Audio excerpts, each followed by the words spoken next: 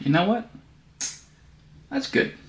This Nukeproof Scout build that I've been working on is finally finished, and it's just in time for the rainiest time of the year where I live. So I won't be using it today, but we'll try again next week.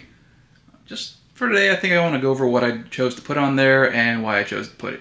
Now to start off, I did recycle a lot of these parts, but some things I did buy for this build. The FSA afterburner wheels should look familiar for anybody who's seen the San Quentin before, but I had them lying around, so I put them on here. I also attached them to a Bomber Z1 fork. I wanted to go with the Fox, but this was at a good price. It was on sale. I couldn't skip out on it.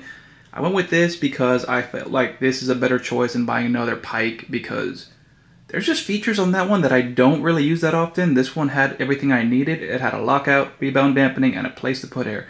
Any more than that, I really don't need.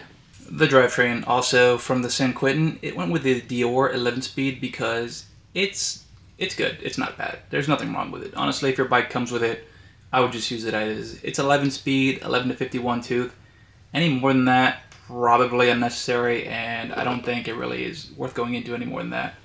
Also went with the Dior cranks in the front because they match and they were also at a good price. The race face chesters were something I had left over from another build. So, that's another recycled part. On to some things that weren't recycled. This Ergon seat. Honestly, seats are kind of a dime a dozen, but if you find one that's comfortable and you like and you think you can live with, go with that one.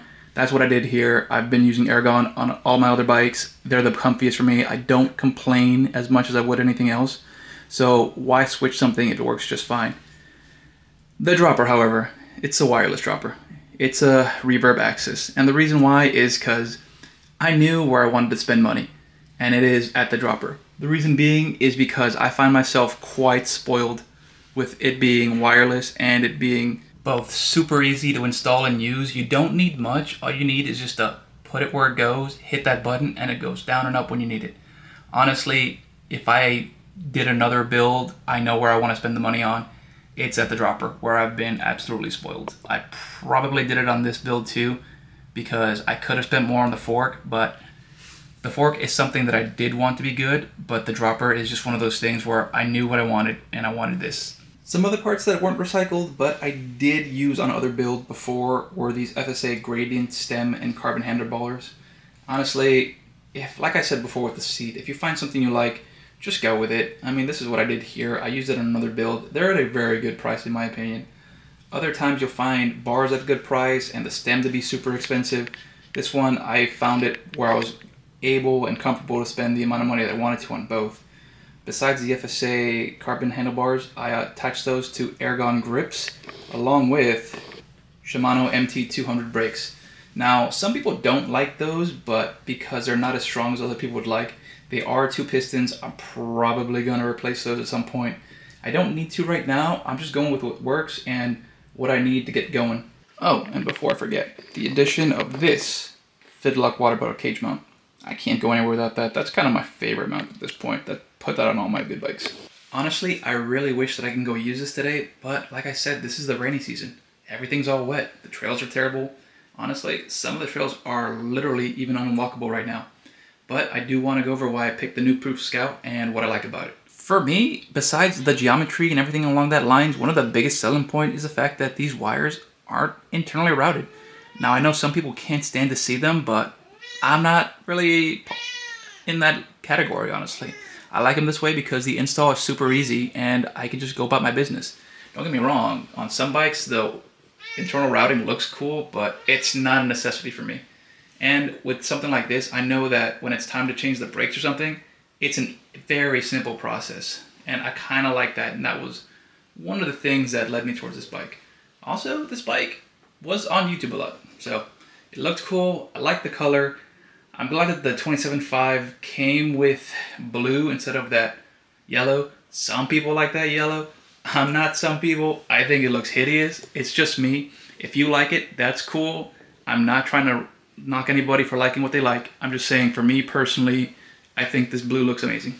Overall, I think this bike build was really fun to do. I haven't had a lot of time lately, which is why I've been doing it so far apart. I think it was really enjoyable. I honestly wish that I could ride it this weekend, but I just don't have the time. I just don't have And when I do actually have the time, the trails aren't in good condition, so I'm kind of having to wait for the perfect weekend. Hopefully next weekend will be better. I can take this out on the trail.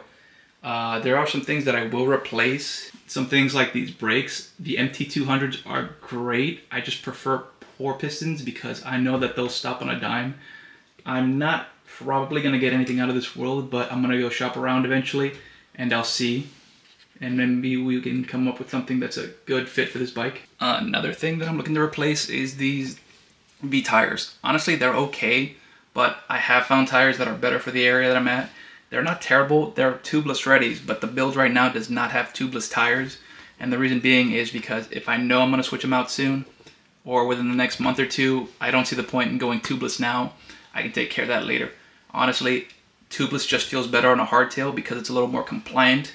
You don't get that little bouncy feeling you will get if you're running with tubes in there and they're full of air, and you don't run the risk of pinch flats that often. And honestly, that's the build as is. Honestly, I'm gonna try to see if we can take it out next week, maybe showcase it a little bit, and we can go and just do an adequate, like, I don't know, what's the word for it? Review on the trail, and then we'll just go from there.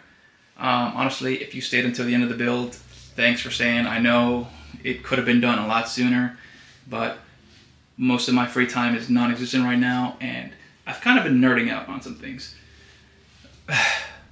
I'll show you some things I'm nerding out on, in fact. If you stayed until the end, I'd like to thank you all for watching. Have a great day.